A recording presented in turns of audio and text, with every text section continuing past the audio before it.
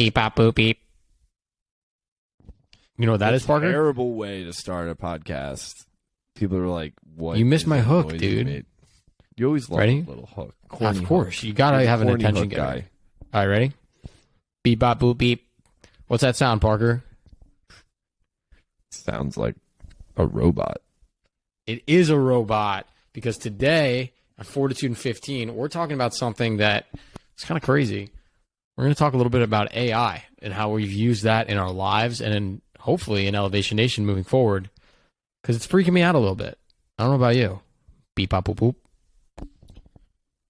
Dude, you know it's not like an actual robot. Like what Are you sure? think. Yeah, I'm pretty sure AI doesn't like make a noise like that, like you're talking about. Yeah, but it's pretty fun. Yeah, I mean, it's a It's wild.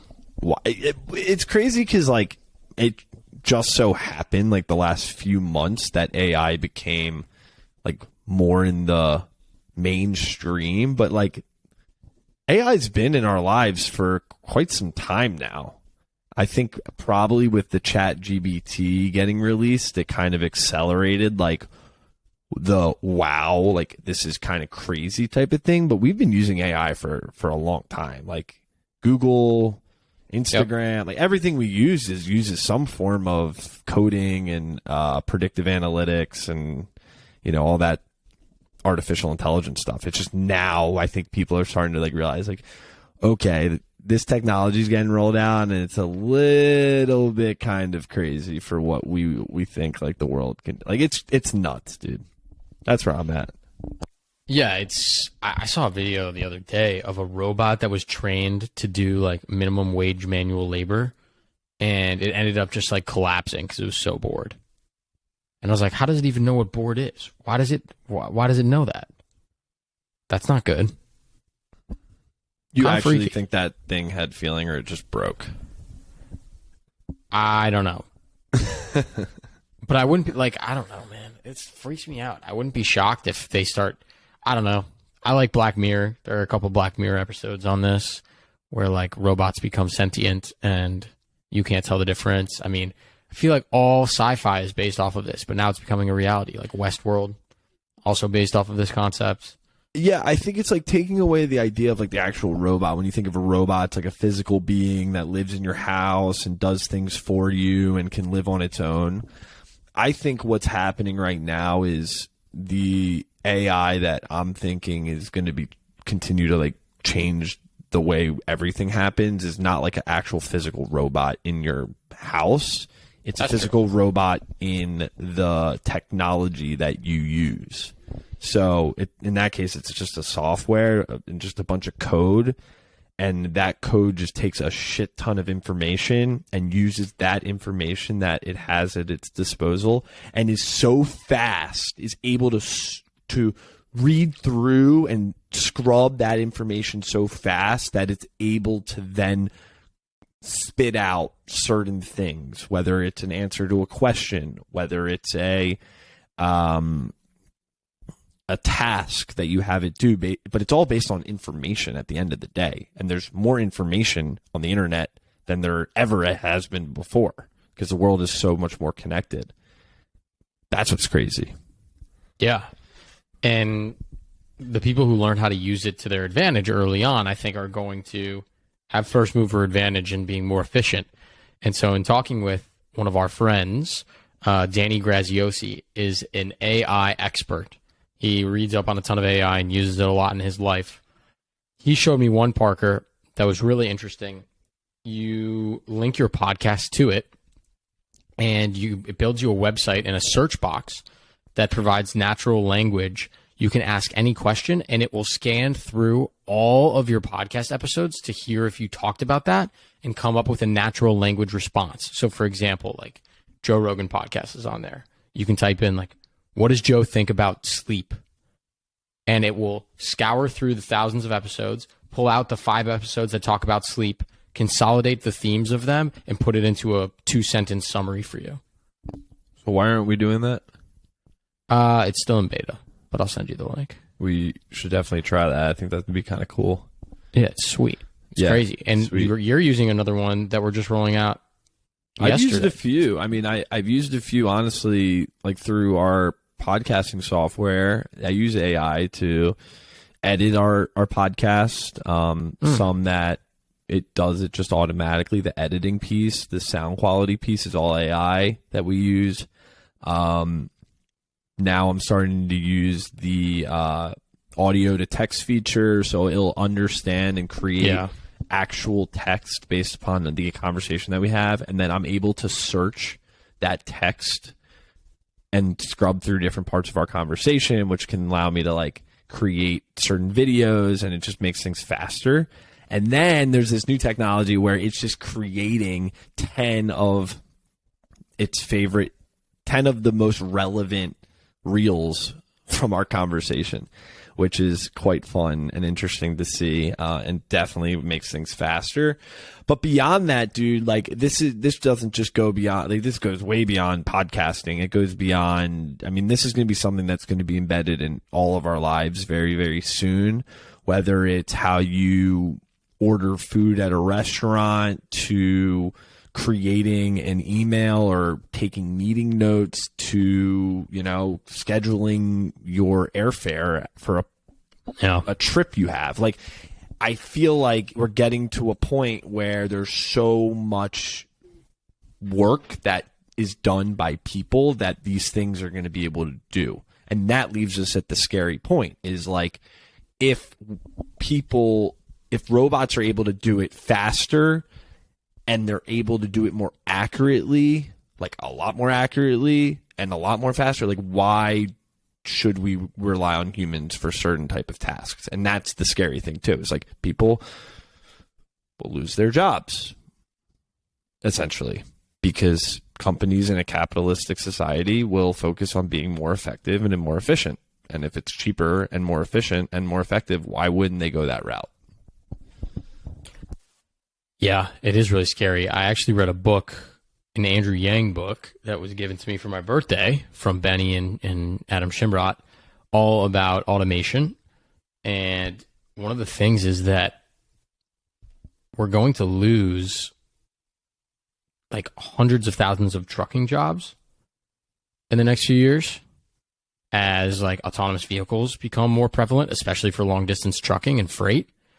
And so but is that a bad thing? It is if you're a trucker.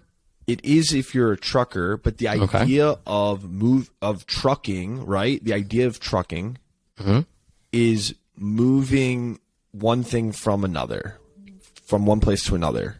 Yeah. And if at the end of the day, that's the problem that trucking is solving, which it is, and you can do it in a more safer, more efficient way, then that's, I think, a really good solution. Granted, with that, there's the other side. What do you do with those people who now are going to lose their jobs? Or as truckers? Yeah, and that's why I don't think your question of is that a good or a bad thing, I don't know if you can just answer it like that, right? That's true. That's true. There's a trade-off to everything. There's going to be a lot of lower middle America now that doesn't have employment. And so what do you do with them? And so, one of the proposed solutions was like, we'll teach them how to code or whatever. I don't know how feasible some of those solutions are. And, we make it seem like it's just for jobs that are maybe like more monotonous. I've seen things that do design, website design, graphic design, people services, HR. Like, we might think our jobs are safe, but are they really? So therefore, how are you going to make money in 30 years when many of the things that we do now are automated? I don't know. Have you ever seen Severance? No. Okay, so the premise of the show in Severance is that there's this drug or this thing, this procedure that you can do to sever. Basically, you go to work and you're in work for your 8 hours a day, and your work life is completely different from your like personal life. So you can't remember when you're in work, you can't remember what life is like outside of work, and when you leave work, you don't know, like you don't remember anything that you were like in. It's almost two lives, essentially. And there's this thing, it's whatever. But their job in the work world that they live in is they're just like coders, like they fix puzzles, and like that's their thing. That's all they do. And this company is building that out. And it like makes me think, like, if you get rid of the jobs that take over from AI, you're going to need more people to, I guess, engineer the coding and solve those coding issues. It's kind of crazy. It's apocalyptic in a sense. Freaks me out. That's for sure. It's there's a Black Mirror episode on it too. The one where the really $1 million merits or whatever, when they're riding the bicycles to power society. That's what I feel like this is. It's like how much output these people actually give into the world, because everything else is just run by scary stuff. On a more optimistic note, maybe it will free up everyone's time. There won't be as much poverty. We'll be able to make food more efficiently, and you won't need to make as much money to live a satisfied life, and people can just spend it fulfilling their passions. I don't know. Damn, it's crazy. It's kind of wild. It's nuts. It's really nuts. It's crazy. Like, there's so much more to talk about, and I know this is not going to be the last time we're going to talk about it, but I do want to say that it's coming. Like, it already has been coming, and it's going to come very soon. Like, and it's just going to get more integrated in our lives and more powerful. And I think there's positives and negatives to it, just as if there is to pretty much everything that you do. There's always a trade-off to anything. So we'll see. We'll keep talking through it. Obviously, you know, Sam and I are not experts around this field, but we certainly are interested in it, and we encourage you to do some research, some listening. I know there was just a 60 Minutes about it, about ChatGPT and how it's integrating into certain things, and Google and Microsoft and what they're doing, and it's wild. It's apocalyptic. But the remedy to that, Sam, you know what I'm going to say. I do know what you're going to say. I don't know if it's a remedy, but go ahead. Just go to the park. Life is good in the park. Everything's good in the park. There ain't no robots in the park. Life is just hanging in the park. That's all I got to say. Parker's on a park kick. We'll talk about that next episode. Park kick, baby. That's my name. Hey, God help us. All right. Elevator shout-outs. This did not occur in a park, but it happened in a maybe it wasn't a park, actually, near some beautiful flowers. Elevator number 29, Sophie Barron, just got engaged this past week. We don't just celebrate career accomplishments. We celebrate life. When you're an elevator, your life is holistic with us, and we are so excited for Sophie and her fiance and wishing them a huge mazel tov and congratulations on their engagement. Sophie, we love you. Big congratulations. And it was amazing seeing Sophie last week. And she was like, I think I know it's coming. It's coming soon. And I'm like, I don't know. She was so excited. She was amazing.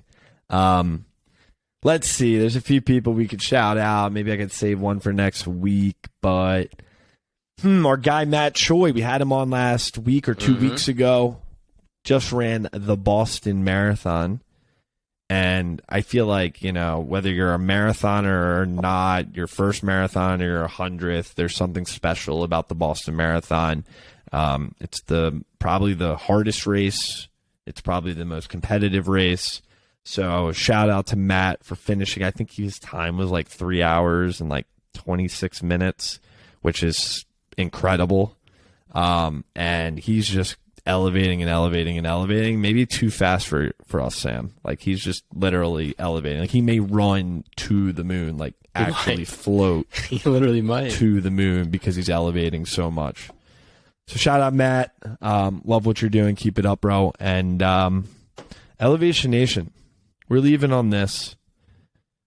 While this episode was kind of apocalyptic in a sense, a little scary, little dystopian thoughts went between Sam and myself. Just remember that taking life day by day is what it's all about. Go outside, smile, laugh, cry. because you never know what's happening tomorrow or even in the next few minutes. So, love you, Elevation Nation. Until next week. Peace.